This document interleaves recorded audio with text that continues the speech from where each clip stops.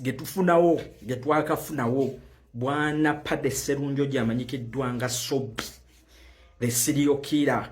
oyo abadde omukozi wa NRM okubazannyira emizannyo gyabwe emikyamu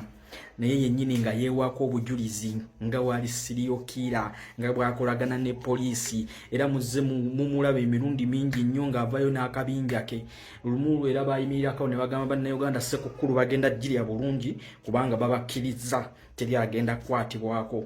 oba muntegedde bulungi kakati nono omukulu afiiridde ku mulimu nga Balubu kigambibwa mbu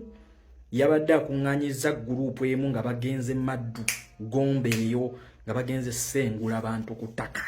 waliwo omugagge yabadde amusasudde bino bikolebwa nnyo abavubuka bangi bali mu sita awo tebalina byakola nnyo naye nga bakakole bakolamu ko bangi babatwala mu ddiiru zino so kigambibwa akoleddwako kamuubu akamaanyi ennyo era nattibwa so fageeko getufunawo luno omukulu amanyikiddwa ennyo yatambulako naffe ng'atutambulirako nnyo mu kampeyini bwe twali e Hoima sides z'e Hoima eyo baali baagala kufuna kulaba babaako n'embeera gye bateekawo naye sofa byebyo geego ge twakafunawo geego agaliwo ekifaananyi tetulina bwe tukiteeka wano olwa graphics naye nga Afudde Sserunjogi munjukire bulungi nnyo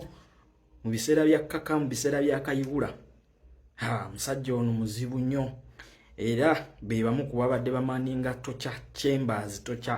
zimuyita safe houses afiiridde ku mulimu nga Balubu ebisingawo katubirinde.